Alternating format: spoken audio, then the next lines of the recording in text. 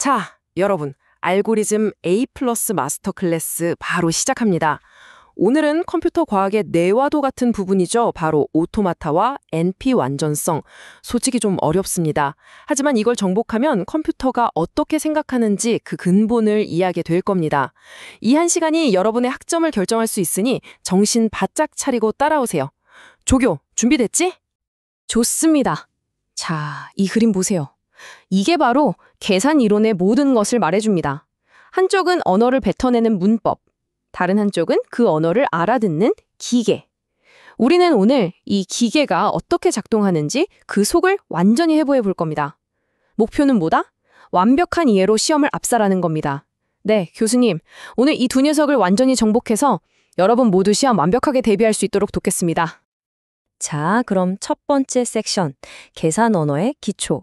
기계를 만들기 전에 당연히 그 재료부터 알아야겠죠? 모든 계산은 바로 여기서부터 시작합니다. 아주 기본이지만 여기서 무너지면 뒤는 따라올 수도 없어요. 첫 번째 개념, 알파벳. 이거 시험에 100% 나옵니다. 우리가 아는 A, B, C가 아니에요. 컴퓨터 과학에서 알파벳이란 그냥 기호들의 유한한 묶음. 계산에 쓸 재료 목록이라고 생각하면 제일 편합니다. 보통 시그마라고 쓰죠. 예를 들어 이진수에서는 0,1 이게 알파벳입니다. 여기서 키워드가 뭐라고 했죠? 바로 유한. 출제 교수가 꼭 무한 집합이라고 꽈서 내는데 절대 낚이면 안 됩니다. 자, 재료인 알파벳을 알았으니 이제 그걸로 뭘 만들 수 있는지 봐야죠. 바로 문자열입니다. 아주 쉬워요. 알파벳에 있는 기호들을 유한하게 쭉 늘어놓으면 그게 문자열이에요. 0101이나 헬로 같은 것들. 여기서 진짜 중요한 개념, 시험 단골 손님이 둘 나옵니다. 빈 문자열 엡실론과 문자열 길이. 엡실론은 길이가 0인 아주 특별한 문자열인데 조교, 학생들이 이거랑 공집합을 맨날 헷갈려 하는데 뭐가 다르죠? 아, 그거요? 엡실론은 내용물이 없는 빈 상자 그 자체고 공집합은 상자 자체가 아예 없는 것이라고 생각하면 절대 안 헷갈립니다. 정확해. 빈 상자냐 상자도 없냐. 이 차이 머리에 그냥 박아두세요. 시험에 나옵니다. 자, 이제 언어까지 갈 수 있습니다. 언어가 뭐냐? 별거 아니에요. 그냥 문자열들의 집합입니다. 특정 규칙을 만족하는 문자열들을 싹 다 긁어 모아 놓으면 그게 언어 L이 되는 거죠.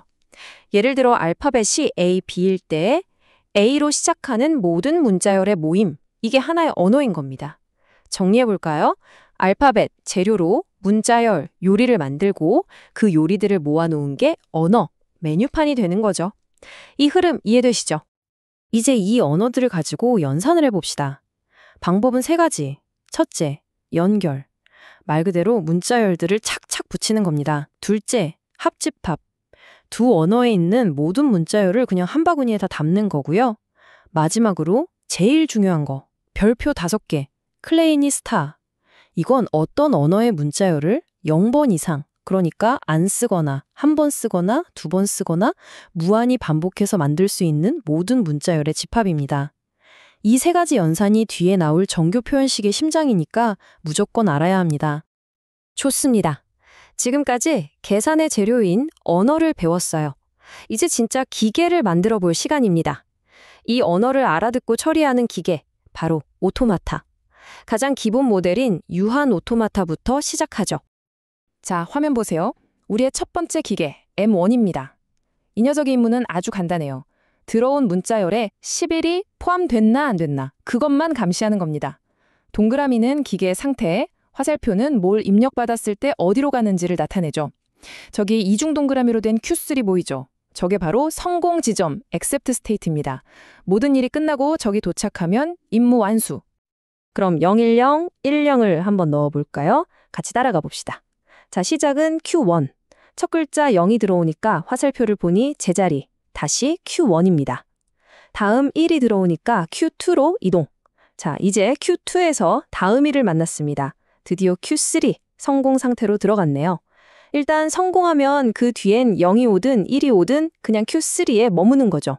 모든 입력이 끝났을 때 기계는 Q3에 서 있습니다. 최종적으로 기계는 Q3에서 멈췄죠. Q3는 성공 상태. 따라서 M1은 01101이라는 문자열을 accept, 즉 받아들입니다. 왜? 일일이 들어있으니까. 이렇게 기계가 특정 언어에 속한 문자열을 받아들이는 과정을 인식한다, recognize고 말합니다. 이 그림 멋있죠? 근데 시험에는 그림이 아니라 수식이 나옵니다. 바로 이 형식적 정의. 이건 그냥 외우세요.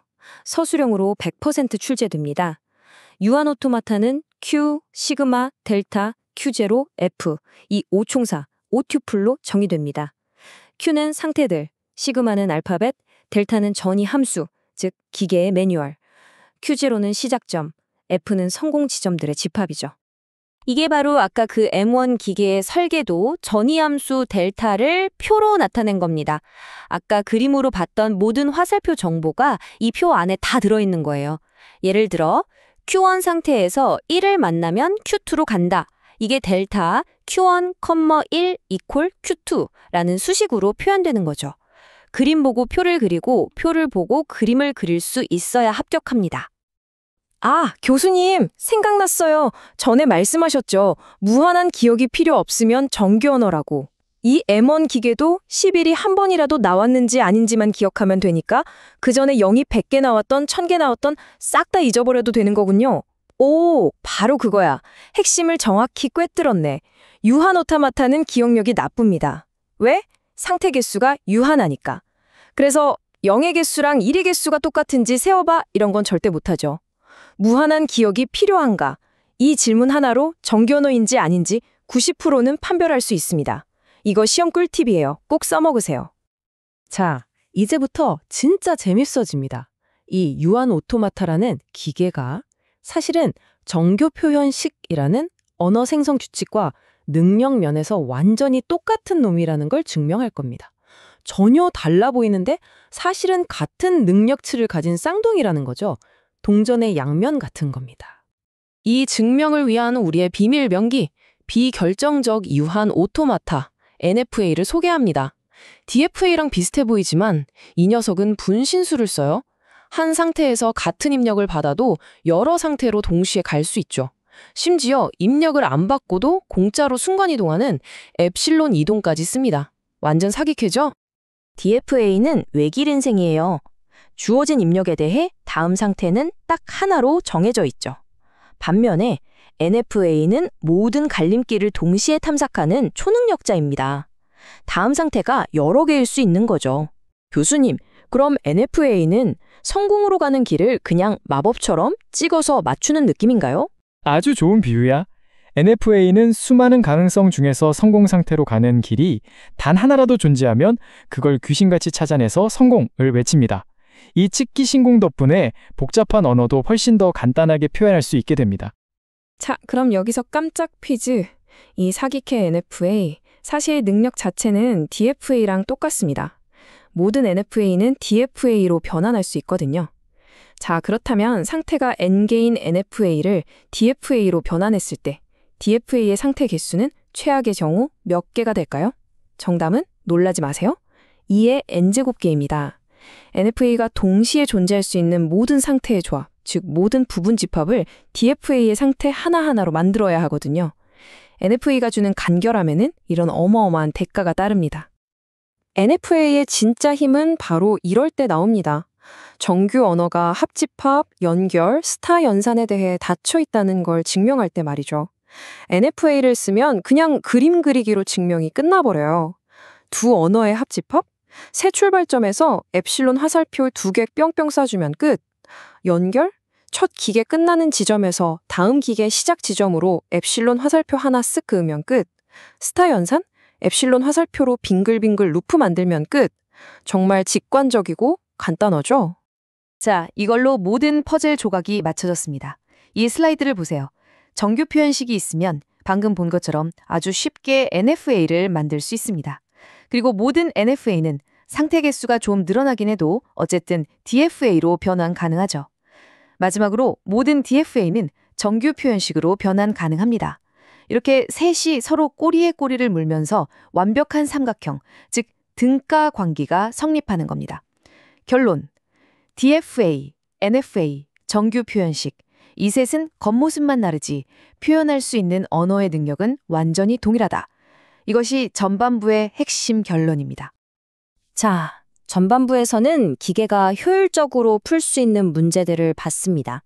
이제부터는 분위기를 완전히 바꿔서 현재 우리가 가진 어떤 컴퓨터로도 사실상 풀 수 없는 것처럼 보이는 어려운 문제들의 세계로 들어갑니다.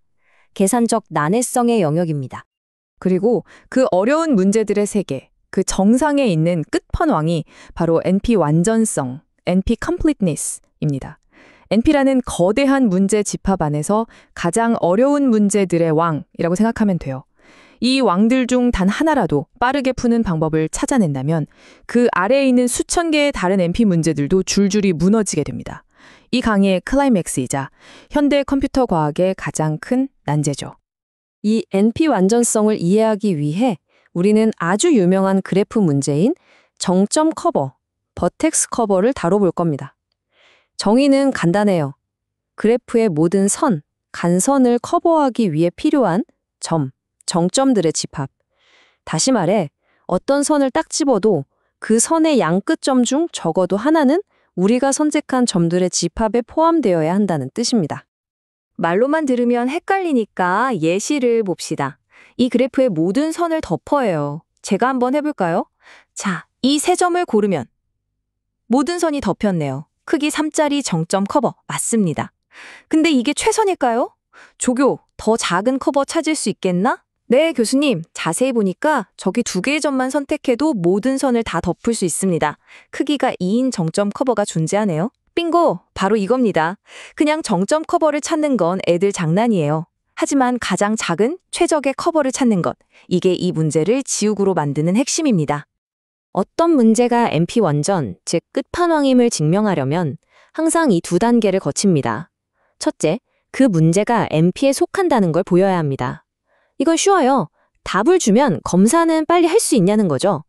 정점 커버의 경우 누가 점들을 딱 주면서 이게 답이야 하면 그게 모든 선을 덮는지는 금방 확인할 수 있죠. 그래서 NP에 속합니다. 진짜 어려운 건 2번째 단계. 이미 끝판왕이라고 알려진 다른 문제를 가져와서 그 문제를 정점 커버 문제로 변신시킬 수 있다는 걸 보여야 합니다. 이 과정을 환원, 리덕션이라고 해요. 우리는 모든 NP 완전 문제의 시조세격인 3-AT 문제를 정점 커버 문제로 환원시켜 볼 겁니다. 자, 이제 이 강의의 하이라이트입니다. 컴퓨터 과학 역사상 가장 아름답고 중요한 증명 중 하나인 3-SAT 문제를 정점 커버 문제로 환원하는 과정을 단계별로 완벽하게 보여드리겠습니다. 지금부터는 숨도 쉬지 말고 집중하세요. 우리의 임무는 명확합니다. 어떤 3SAT 논리식이 주어지든 그 식을 입력으로 받아서 그래프 G와 정수 K로 바꿔주는 변환 기계를 만드는 겁니다. 그리고 이 변환은 이걸 만족해야 해요. 원래 3SAT식의 답이 존재한다는 것과 변환된 그래프에 크기 K짜리 정점 커버가 존재한다는 것이 완벽하게 같은 말이 되도록 말이죠. 그 변환 기계의 설계도는 이렇습니다. 1단계, 변수장치. 3셋씩의 모든 변수마다 참과 거짓을 나타내는 2개의 점을 만들고 선으로 잇습니다. 둘 중 하나만 선택하라는 강제장치죠. 2단계, 절장치. 논리식의 각 괄호마다 점 3개짜리 삼각형을 만듭니다. 3단계, 연결. 이 장치들을 논리 구조에 맞게 선으로 이어붙입니다. 마지막 4단계, 목표 설정. 목표 커버 크기 K는 변수 개수 더하기 2 곱하기 괄호 개수. 이 숫자가 바로 마법의 열쇠가 됩니다. 자, 그럼 실제 예시로 직접 만들어 봅시다. 입력 3세트식은 UN 더하기 U3을 보호 더하기 U4를 보호 and U1을 보호 더하기 U2 더하기 U4를 보호입니다. 변수는 4개네요. 1단계에 따라서 각 변수에 대한 변수 장치를 만듭니다. 화면처럼 U1과 U1, U2와 U2, 총 4쌍의 구조가 만들어졌습니다. 이제 2, 3단계를 수행해서 구조를 완성하죠. 괄호가 2개니까 삼각형 모양의 절장치를 2개 만들고 각 삼각형 꼭지점을 괄호 안의 변수에 해당하는 점과 연결합니다. 첫 번째 삼각형은 U1, U3, U4 노드와 연결됐죠. 마지막 4단계 K값은 변수 4개, 절 2개니까 K는 4 더하기 2 곱하기 2, 즉 8. 자, 이렇게 논리식이 완벽하게 그래프와 숫자 8로 변환됐습니다. 이제 가장 중요한 정확성 증명, 이게 왜 맞는지를 보여야죠. 먼저 방향, 즉, 만약 3-셋식의 해답이 존재한다면 변환된 그래프에는 반드시 크기 K짜리 정점 커버가 존재한다는 걸 보이겠습니다. 증명을 위해서 이 식을 참으로 만드는 해답을 하나 가정해 봅시다. 화면처럼 U1은 참, U2는 거짓, U3는 참, U4는 거짓 이렇게 값을 주면 두 괄호가 모두 참이 되니까 유효한 해답입니다. 이제 이 해답을 가지고 정점 커버를 만들어 보죠. 규칙은 이렇습니다. 첫째, 각 변수 장치에서는 우리가 참으로 설정한 쪽의 점을 선택합니다. 화면의 녹색 점들 U1, not U2, U3, not U4 이렇게 4개를 고릅니다. 둘째, 각 절 삼각형에서는 그 절을 참으로 만든 변수와 연결된 꼭지점을 빼고 나머지 두 꼭지점을 선택합니다. 이렇게 하면 각 삼각형에서 2개씩 총 4개의 점을 더 고르게 되죠. 합치면 정확히 4 더하기 4, 즉 8, 목표했던 K개입니다. 이 8개의 점이 모든 선을 덮는다는 걸 확인할 수 있습니다. 자, 이제 더 까다로운 반대 방향 증명입니다. 만약 그래프에 크기 K=8인 정점 커버가 존재한다면 원래 3-S8 식에는 반드시 해답이 존재한다. 이걸 보여야 합니다. 이 증명은 귀류법을 씁니다. 조금 복잡하니 잘 따라오세요. 먼저 크기가 8인 정점 커버가 존재한다고 가정합시다. 이 커버는 변수 장치의 선 4개와 삼각형 내부 선들을 모두 덮어야 해요. 그러려면 각 변수 장치에서 최소 1개, 각 삼각형에서 최소 2개의 점을 골라야만 합니다. 근데 1 곱하기 4 더하기 2 곱하기 2는 정확히 8K랑 일치하죠. 즉, 이 선택은 최소가 아니라 정확히 이 개수만큼만 이루어져야 합니다. 이제 이 점들로 진리값을 정합시다. 변수 장치에서 UI가 선택됐으면 변수 UI를 참으로 설정하는 겁니다. 자, 여기서 모순을 찾아보죠.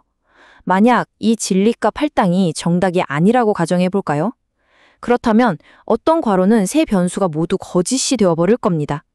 그 괄호에 해당하는 삼각형을 생각해 보세요. 세 꼭지점은 모두 거짓인 변수들과 연결되어 있죠. 근데 우리는 변수 장치에서 참인 쪽만 골랐으니 거짓인 쪽과 연결된 이 선들은 아직 안 덮였습니다.